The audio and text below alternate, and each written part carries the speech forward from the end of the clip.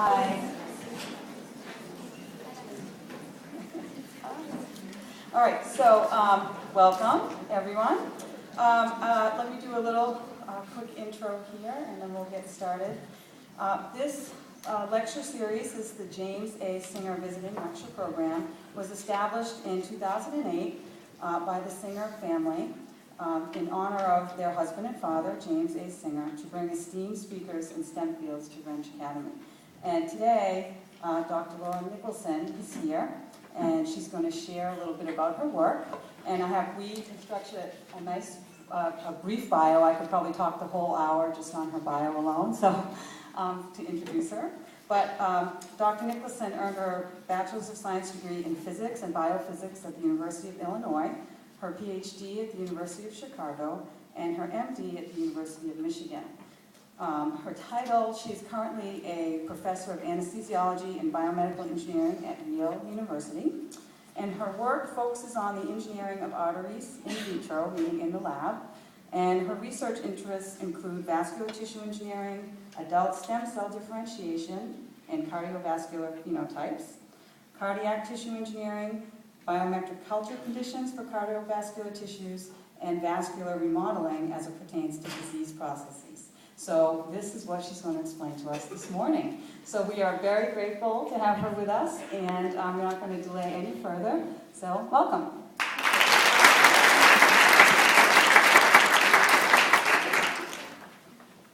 Well, thank you, everybody. This is really neat to be here. I don't get to speak to high school students very often, and this is really an exciting thing to see, especially so many young women in the audience.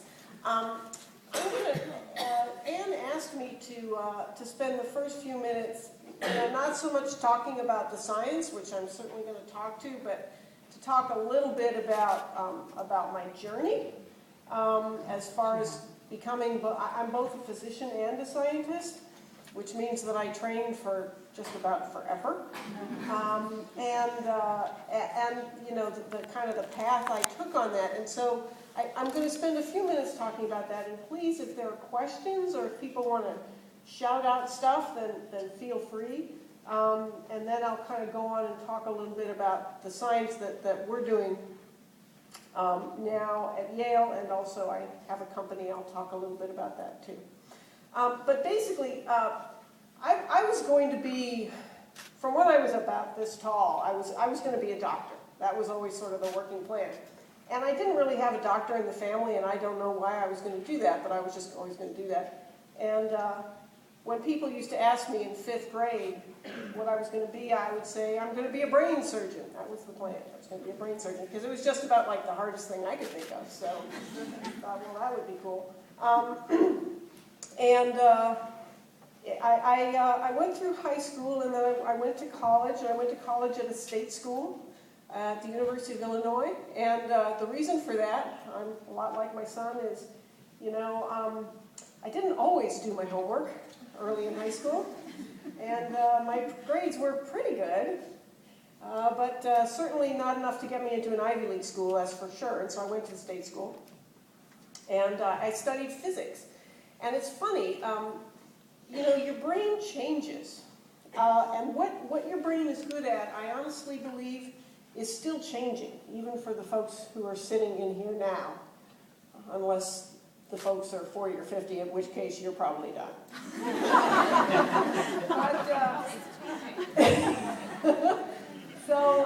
It's funny, when I was in high school, I always knew I was good at math, and I think having at least some comfort with math is really important if you want to do any kind of science or engineering or medicine.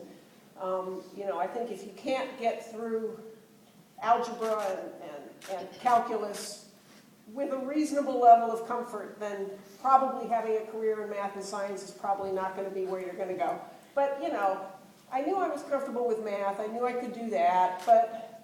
And I knew that both my parents were chemists, and so I figured, well, I don't know, I guess I'll major in chemistry when I went to college. And I had a class in physics in high school, and I just bombed. It was just, I didn't bomb, but it was just not very good at it. It just didn't come naturally to me.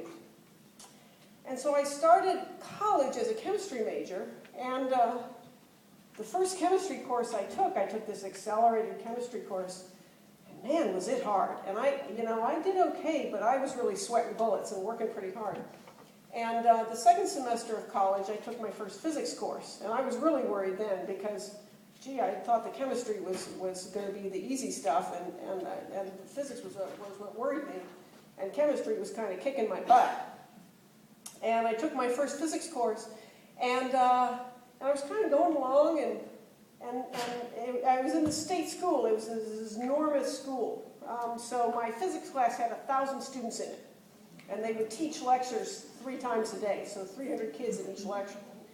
And they gave 3 exams a semester, and I took the first exam, and I got the highest grade in the class. And I was like, whoa.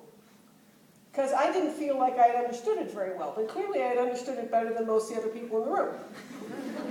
And I was so excited, because I thought, wow, maybe I can do physics. And besides, this chemistry stuff is really hard. So I switched my major in my freshman year from chemistry to physics. And the only reason I tell that story is because I really believe that when you're a teenager, your brain is still plastic. And what you're good at now and what you're not good at now may not be the same thing when you're 18 or 19 or 20 or 21. So I guess I'm telling that story to urge you not to lock yourself in. Like, oh, I took this chemistry class in high school and I just didn't get it at all. It may be that you'll never get it. That's possible. But brains change. Brains are plastic things, particularly when you're in this age group. So I guess I'm saying don't shut any doors, because things can change unexpectedly. Anyway, so I went through college and did my physics stuff, and that was cool.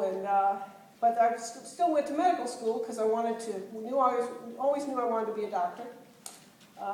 Never kind of gave that up. But I'll tell you, the first time I really walked through a hospital and really saw patients up close and personal, I was probably in my sophomore year. And I realized that in the hospital, they actually don't look like they do on television, patients.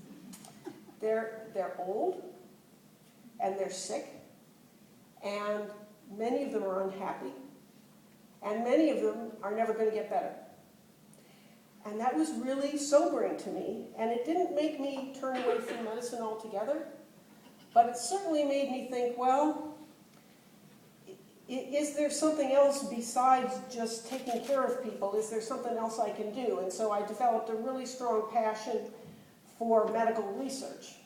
Not just taking care of the sick patients in the hallway, which I still wanted to do, but I also wanted to figure out, are there ways that we can make these sick patients better than what we're doing now? And so I sort of developed this 2-pronged path where I wanted to learn about medicine, and I did that, and I went to medical school. But I also wanted to learn about science and research, and so I also got a PhD. And there are programs that you can go into for, if you're really masochistic, you can sign up for these programs that are 7 or 8 years long, where you do a combined MD PhD program. And you have to be a little bit crazy to sign up for these, but I did that. They're actually very competitive, but there's a lot of crazy people out there. And so I did that, and then did internship and residency, and I just kept training and training and training. And by the time I finished medical school and graduate school and internship and residency and fellowship, my last day of training was on my 34th birthday. And I had started college early. So, my parents kept asking me for about the last 10 years. They kept saying, so when are you getting a job? And do I have to go to another graduation ceremony? Because I just kept graduating. So they eventually said, we're not doing this anymore. But the reason I tell all that is really twofold. One is, I think the initial path that all of us, you know, all of us or many of us in this room probably sort of have a mental path of what we think we're going to do. I'm sure some people in this